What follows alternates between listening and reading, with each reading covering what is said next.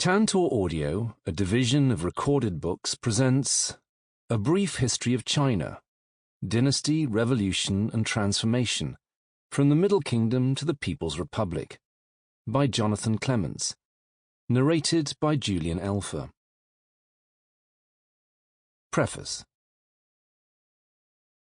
Let the past serve the present. The word for history in Chinese, Lishi, combines two terms from the high priesthood of the ancient Shang people. One meant to calculate or set things in series, the other used to mean an astrologer, one who watched the skies in search of omens and used them to predict the future. History in the West is an inquiry. It is a constant evolving quest to work out what has happened here, incorporating new findings and ideas. In China, it can often seem more like the reins or muzzle on a struggling beast as new riders try to break it to their will. Vengeful enemies erase their rivals' names from the record. Entire cultures are written off as barbarians, their music and poetry unrecorded, their customs ignored, then co-opted into Chinese history almost overnight. Among modern China's 55 ethnic minorities, and indeed within the genetic composition of the Han Chinese themselves, are the remnants of invading tribes that stayed and went native. Others are pushed far away from their place of origin, banished from their homelands by wars and struggles remembered now only as legends. Peasant rebellions, once written off as acts of treachery against the emperor, attained a new cachet in the communist era as forerunners of class struggle. Modern technology expands our ability to interpret the evidence that has survived. Computer simulations can recreate the appearance of the night sky once seen by a Bronze Age king. Digital photography collates and tags the facial features of every terracotta warrior. Simple word processing software can search through the texts of the entire classical canon, transforming our understanding of problematic passages in ancient texts. Those same technologies, which have so greatly expanded our understanding, can also be used to suppress it. The Great Firewall of China blocks local scholars from accessing many foreign publications on the Internet. Meanwhile, entire articles have been redacted from the online editions of Chinese journals if they no longer reflect the favored reality. Skeptics of whatever the current consensus might be are pilloried in modern China as historical nihilists, the implication being that there is only one approved narrative of history and that anyone who questions it is sowing confusion and dissent. But this is merely the most modern manifestation of a tradition that has tampered with the evidence for centuries. The chronicles of many dynasties were usually set down by the successors, pushing historians and scribes to explain the failures of the last regime by concocting tall tales of hubris and repression and divine portents of justifiable resistance. Even proper nouns can be hard to pin down. Scribes were not allowed to use an emperor's true name in documents, causing a whole slew of places and people to be assigned new identifiers after any coronation. It was considered presumptuous to address a lady by her name, causing thousands of women in Chinese history to be known only by a vague descriptor or the names of their fathers. Noble titles are conferred not only on aristocrats but also on their ancestors, leading to emperors who died before their grandson ever founded the dynasty, while men who died in disgrace are rehabilitated and posthumously ennobled or promoted. I have done my best to deal with these issues behind the scenes, keeping the main text as concise as possible. For some of the headaches facing an author in matters Chinese, see the notes on names. Books are burned, traitors' families are annihilated through 9 degrees, entire lost races are remembered only by the names used for them by their enemies. One religion piously vandalizes the relics of another. Bronzes are melted down and recycled, temples drowned beneath the waters of a modern reservoir. And yet, Chinese history is full of modern disclosures and surprises. Cave number 17, the sealed library in Dunhuang, was found stacked to the roof with lost Silk Road texts. Farmers sinking a well in drought-stricken Lintong uncovered the 7,000-strong terracotta army. Builders putting an annex on a hospital in Mawangdui, Changsha, smashed their way into an ancient noble's tomb, stacked with copies of books long thought lost. Truly vast resources and archives are available to the modern scholar, the chronicles of entire dynasties, love songs about people who have been dead for 3,000 years. If we are daunted at the prospect of summarizing Chinese history in a single book, it is often not because of what has been lost, but the overwhelming amount that still remains. Modern China contains 33 provinces, municipalities, and special administrative areas, every one of them the size of a US state or European country. Its northernmost regions are level with the shores of Hudson Bay. Its newly constructed air bases on the Spratly Islands are at the same latitude as Guatemala. Its footprint in historical time is similarly expansive, stretching back for 5,000 years. So I have had to be brutal for the sake of space and sanity, concentrating on specific moments of transformation that help to illustrate the progress of Chinese history. To get through 5 millennia in a book of this size, we must proceed on fast forward, stopping only for a few scattered moments of slow motion or freeze frame. Prehistory, as told through archaeology and myths, forms the basis of the first chapter, from the first hominids to the toppling of the Shang dynasty in 1046 BCE. Ensuing sections keep to the traditional dynasty-based divisions of Chinese history, building in each case on the traditional narrative in Chinese chronicles. These include the Spring and Autumn Annals, attributed to Confucius, and the Grand Scribe's records, which sift through Chinese history from the dawn of time to the early Han Dynasty, when Sima Qian compiled them. Most subsequent eras have at least one official dynastic history, usually assembled by those that came after them, often with axes to grind or something to prove. We must read between the lines of these bold, stark statements of fact, in search of people whose voices have been stifled or events that have been misread. For this I have often leant on songs and poetry, anecdotes from each age, and occasional moments since immortalized in plays, stories, and museum narratives.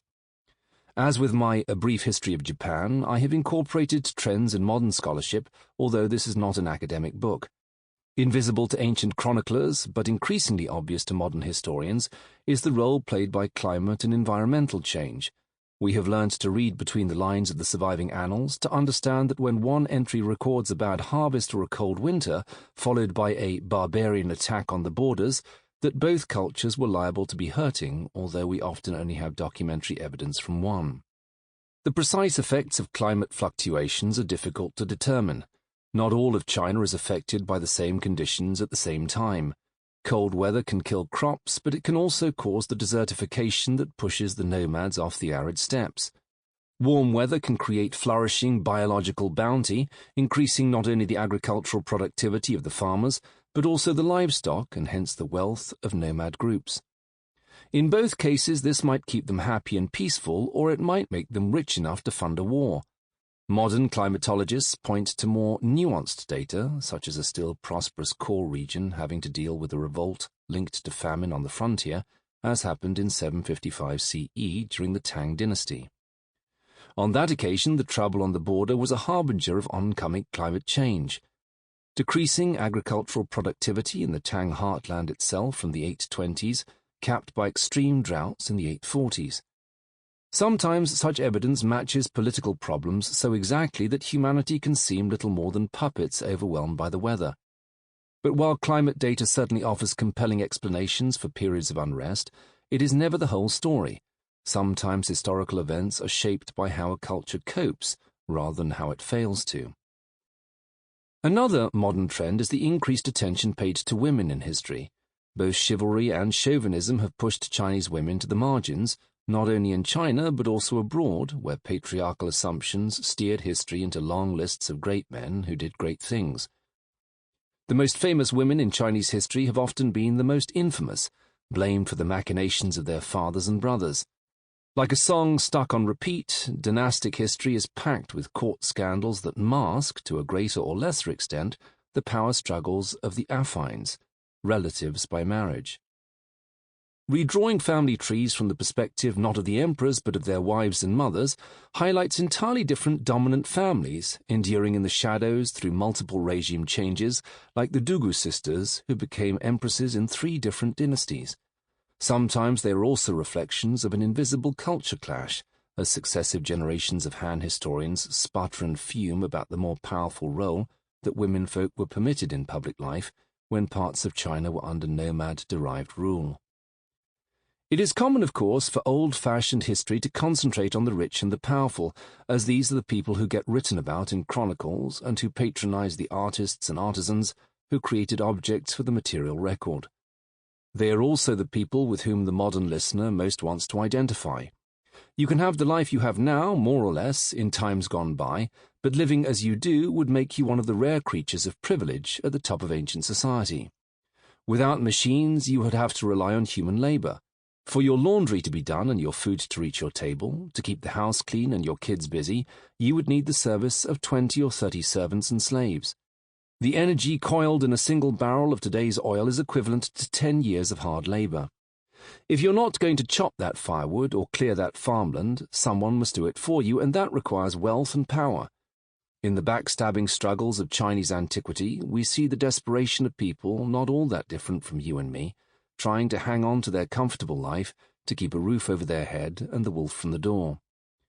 It is common for history to tell the story of the winning side. The Chinese people share common prehistoric ancestors, but recurring genetic markers show that the Han ethnic group have undertaken a gradual migration southwards, mixing with the locals as they go. The history of China is usually presented through the eyes of the Han, 90% of the population today as they were 2,000 years ago in the Han Dynasty, and not the many races they defeated, supplanted or assimilated. But there have long been attempts by Chinese scholars to redress this bias. Even the original Grand Scribe's records included a novella-length chapter on the history of the Xiongnu nomads. Parts of China have been under what the Han once called barbarian rule for more than half of the last 2,000 years, but it is the Han record that we usually read. New arrivals often played along with the discrimination, discarding their original surnames and scrubbing any foreign habits from their lives. The historian must peer closely at the record to see glimpses of China's cosmopolitan, multi-ethnic past. The blue-eyed girls who danced in the taverns of Chang'an, the Silk Road trader whose Chinese name suggests they came from what is now Uzbekistan, the entire cities of Indian Buddhists that once dotted the great mountain slopes on the north side of the Taklamakan Desert. Chinese ethnic diversity does not merely extend to the 100 million people who form its contemporary minorities, but in the contribution of numerous forgotten cultures to the Han population's self-image. The Han worldview was centered first on the Yellow River and had expanded by the time of the first emperor to include the river Yangtze, Sichuan, South China, and the Northwest. But that is barely half of what constitutes modern China. The Han defined themselves by staying put. They raised crops and built cities, the very definition of civilization. The nomad peoples, including at various times the Xiongnu, the Tuju, Turks, the Shanbei, Tuoba, Tabgach, and Khitans, all Proto-Mongols, the Uyghurs, the Jurchens, Manchu, and most famously the Mongols themselves, sought a different form of sustainability, far more suited to the poorer soils of the north and west. They measured their wealth in herds of cattle, sheep, and horses, livestock nourished by the grasslands and maintained by periodic seasonal mobility. The nomads moved in vast wagon trains rumbling across the steppes between pastures, often in an agreed rotation, north in the summer, south in the winter, periodically orbiting close to Han civilization where the two very different cultures could exchange goods, silks for furs or cooking pots for horses. It is crucial, not only for an understanding of Chinese history but also of Chinese society, to recognize that in modern parlance these nomads would eventually be deemed just as Chinese as the Han people, even though their culture was radically different. This is certainly not how the Han saw it at the time. They drew a direct link between their culture and the mandate of heaven. In order to be accepted as Chinese, you needed to accept the sovereignty of China's ruler, and with it the rituals, obligations, and assumptions that came with it, in everything from language to table manners. Ancient rulers of China did not so much have borders as diminishing influence on the areas around them. Their closest subjects were truly Chinese. In the outlying regions, there were vassal peoples who occasionally paid tribute, recognizing the authority of the sovereign and aping some of its ceremonies in the hope of one day being accepted. Beyond them were increasingly hopeless barbarian peoples who only vaguely appreciated the wonders that lay back in the Chinese heartland. Eventually, the power of Chinese culture faded into static, in remote kingdoms that had never even heard of the man who was the ruler of all under heaven. The nomad peoples, however, were often close enough. Geographically, there are parts of the pre-modern Chinese world that could not sustain an agricultural lifestyle and parts that could not sustain the nomads. But there is also a broad zone of territory that could sustain either. thousands of square kilometers cutting from the northeast to the Tibetan Plateau. It is here that we will see much of the tensions of Chinese history played out as nomads and farmers jockey for control.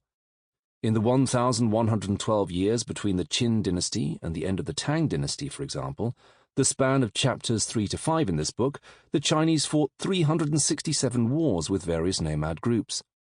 One might even suggest that when the Chinese capital moves west, as it did in the Zhou, Han, Sui, and Tang dynasties, that this was a sign of prosperity in the core Yellow River civilization, and that when it moved east, as it also did in the Zhou, Han, Sui, and Tang dynasties, this was a sign of a weakened core and strengthened nomad periphery. Understand that the Han Chinese have spent thousands of years facing a shadow self to the north and west, and so much of Chinese history makes more sense. Although the idea has fallen out of favor, much writing on Chinese history in previous generations has assumed that Han culture is so unassailably superior that even when it has been conquered, it ultimately wins over its new masters. Nomads are mobile when their own wealth is measured in herds. As they become more cultured, they gain more material goods and more to lose.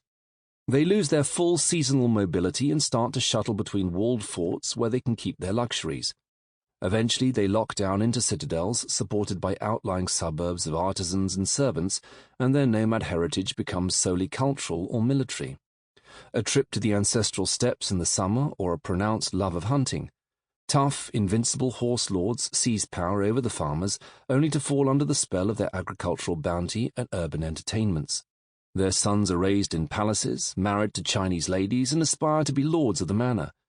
Today, a more refined appreciation tells us that even the Han people's sense of their own Chineseness has constantly evolved, appropriating new materials, technologies, and ideas from other cultures. It is difficult to imagine Chinese food without chili or dumplings, Chinese religious life without Buddhism, or political life without communism, but these are all foreign imports. Ancient Chinese kings once regarded Sichuan and Shanghai as foreign lands, and Guangzhou, Canton, as a distant place of exile. Times change. 25 years ago, Hong Kong was a British colony. 50 years ago, nobody had heard of the Terracotta Army. 100 years ago, respected scholars were ready to call the ancient Shang dynasty a mere legend, which is where we begin. Point of departure: the wastes of Yin. Beijing, 1899 CE. Wang Yirong was ill. His joints ached. His head hurt, he felt nauseous and shivered in bed, sweating through his hemp clothes. There was no chance he would be reporting for work at Directorate of Education any time soon. His wife sent a servant out to the market to bring back some medicine. It was summer, and the ruts in the streets had baked solid into uneven dips and humps. The boy took a shortcut through a maze of hutong alleyways, dodging around porters and carts. Even when the courtyard gates were open, he rarely caught a glimpse of life inside, for the interiors were shielded by decorated curtain walls just inside the doors. He passed children's voices reciting key passages from the work of Confucius, and hawkers at the street corners selling hawthorns on sticks and scallion pancakes. Near the rose-coloured walls of the Forbidden City, the private district of the emperor himself, he had to take a detour for several blocks. The foreign legation quarter was an alien citadel in the middle of Beijing, a long city block protected by the steep glassy slope that surrounded it, its walls giving way to the shallow waters of the Imperial Canal. The boy saw pennants fluttering in the breeze above the rooftops, the flags of Britain and Russia, the United States of America, France, Italy, Germany, and Japan. Modern soldiers marched on the parade ground, shouting in unison, while turbaned Sikh watchmen checked all visitors on the entrance roads. There were, he had been told, pharmacies for the foreigners inside the legation quarter, selling Western medicines, but they were off-limits to the Chinese, as were the books in strange languages and the exotic foods on sale in the foreigners' ghetto. No, the boy had his mission, and it was to buy a traditional Chinese remedy to help his master. Outside the city gate at Kai Shi Ku, he entered the Darantang pharmacy and lurked, fidgeting, while the shopkeeper handed a neatly wrapped package to hunched old lady. Then he loudly demanded sweet wormwood to make into a tincture. The shopkeeper laughed. They were out of sweet wormwood, everybody had malaria this season, but he could sell him some dragon bones, the remains of ancient leviathans, some so old that they had practically turned to stone within the earth. Ground up and served in the right broth, they were supposed to be good for malaria. The boy took what he could get and darted back across town to Wang's house. His master, however, was out of bed. His friend Liu Yi had come to visit, and true to the rules of Confucian propriety, Wang had struggled out of bed to receive him. They were having a halting conversation about nothing, sitting on either side of a half-empty pot of slowly cooling green tea, while Wang sniffed and coughed and clutched his robe about him. Gingerly, the boy showed the small packet of dragon bones to his clammy-faced master and struggled with the strings that bound it. Wang fumbled in irritation at the packaging and stared in surprise at the items revealed. Flat, delicate fragments of bone and shell etched with spidery squiggles. These were not fossils from the cliffs of Zhougodian to the southwest. They were something else. Cattle shoulder blades and, yes, what seemed to be the flat underside of a turtle shell. The writing was illegible, but Liu Yi realized he had seen something like it before, on ancient bronzes. Could it be that it was not some forgotten language, but Chinese itself? There was a character that looked like a little man, but so did Ren, the Chinese word for person. Could it be that a picture of an eye actually meant eye, that the scribble that looked like a chariot from above actually meant chariot? Liu Yi began to investigate further, unaware of the immensity of the looming discovery. It would take years to unravel. The following summer, China was plunged into a crisis, the Boxer Uprising, in which a faction within the Manchu ruling class secretly encouraged rebel cultists to rise up against the foreign invaders. The legation quarter was plunged into a 55-day siege, lifted only by the arrival of a multinational relief force. The Manchu masters fled to the west of the country, briefly abandoning their capital and their subjects. Wang Yirong, who had been pressed into leading a squad of Chinese soldiers, drank poison with his wife and daughter-in-law on the day the foreign troops arrived. Liu Yi inherited Wang's dragon bones, on which the pair of them had been working for some months. In 1903, he published a book of rubbings from all the examples he could find, creating a new fad that even drew in foreign researchers. He managed to divine the meanings of 34 of the simpler or more obvious symbols, but others soon joined in the puzzle solving. In 1906, Frank Chalfont's book, Early Chinese Writing, coined the term oracle bones as a more exact description, since it was widely understood that they were nothing to do with dragons, but instead had been used by ancient soothsayers who would write questions and potential answers and then heat them in a fire and interpret the cracks.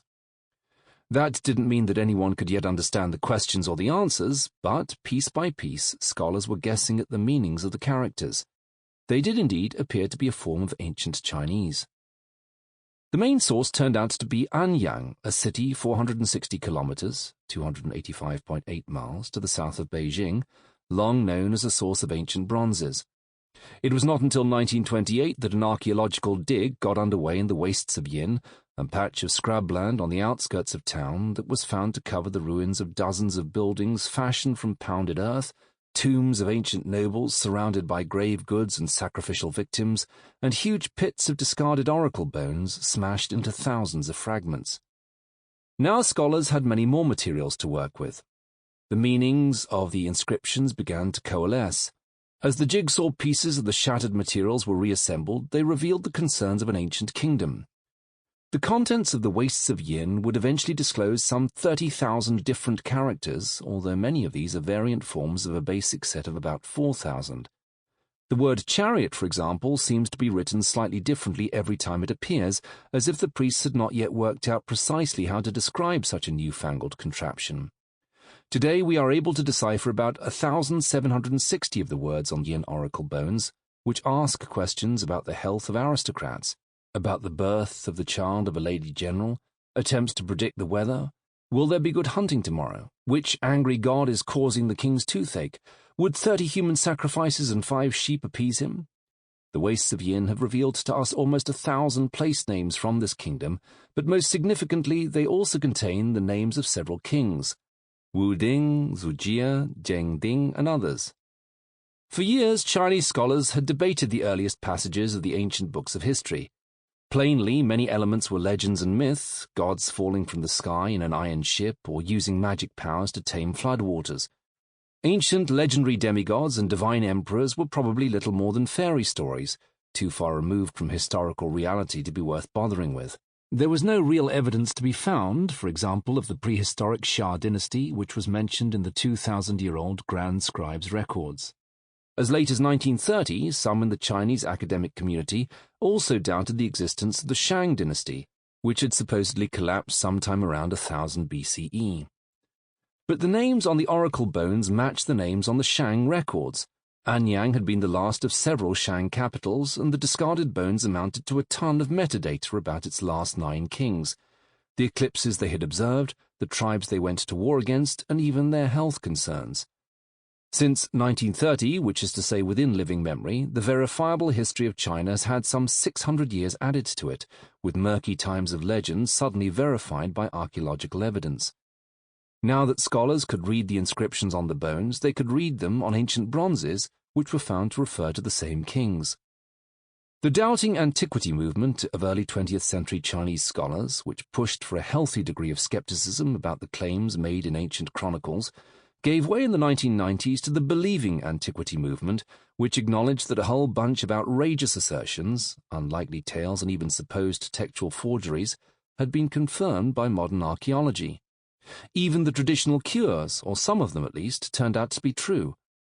In 2015, the 84-year-old pharmacologist Tu Youyou became the first Chinese woman to receive the Nobel Prize for Medicine for isolating artemisinin, a powerful suppressant of malarial parasites. She got the idea from reading a book that was 16 centuries old, which spoke of the curative properties of Artemisia annua, sweet wormwood. But let's take a moment here to talk about history. Not everything about the story of the oracle bones is entirely true. Incredibly, the bits that seem improbable are the most genuine.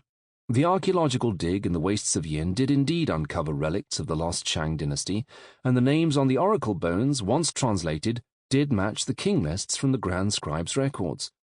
Paradoxically, it's the more modern part of the story that has been called into question. There was no Darantang pharmacy in Beijing in 1899. The story of Wang Yirong's malaria only arose 30 years after his death, a tall tale to add a bit of drama. Liu Yi's quest to understand his dragon bones was much more some everyday chats with antique dealers and picking through Wang's possessions after his death. Liu Yi did inherit Wang's oracle bones and did publish a set of rubbings. The wastes of Yin did transform our understanding of ancient China. Not for the last time in the 20th century, but they were a happy accident. Sometimes the archaeological evidence supports what we think we know about the past, sometimes it just throws everything into question. I choose to begin this book with the story of Wang Yirong's servant boy in 1899 because it is both true and apocryphal. We can be sure from the evidence of Shang oracle bones and the testimony of the ancient bamboo annals that the first rumblings of rebellion against the Shang dynasty happened around the same time as a total lunar eclipse in 1059 BCE, when the moon turned blood red. But that Beijing servant boy I described might never have existed. Chapter 1. To Serve the Gods with Jade. Prehistoric and Mythical China. Despite the cold winter, she had been sweating when she died, coughing black spit that smelled of old fires. Her man wept, holding her as life drained away, the lice on her head tickling against his beard, until his relatives gently pulled him free, whispering words of condolence. She was so young, he sobbed. He spoke about her as if she were a girl, but she had seen more than 40 summers. Wrap her well, he mumbled. Don't let her get cold. He was ushered from the tent inconsolable, and the old woman got to work. Outside they heard him howling. They left her in the clothes she had been wearing, ankle-high leather buskins and her long, patched goatskin skirt, the fur side inward against the winter. They pinned her woolen wrap in place, fuzzy on the outside with extra loops of thread designed to catch more heat. They tied her into her felt woolen rain hood with the plaited red and blue cords she liked, the 2 long goose feathers she always wore sticking from the top. The men dug a pit in the hard ground by the lake that no longer had any fish in it and laid her gently inside, her auburn hair flicking in the wind around the edges of her hood. They placed her wheat winnowing basket on her chest, and by her side they placed the tough comb she had used to pat down the threads when she wove. They stood around the pit, the winter wind whipping aside their coats to show flashes of red and blue. Men and women alike had braided hair, the elders grey, the younger clanspeople a mix of browns and reds, sometimes even a shock of blonde. It was cold, but it was parched. Time went on for the mourners, but for her, in her dry, dry pit, it no longer had meaning. The stars wheeled and turned. Sample complete. Ready to continue?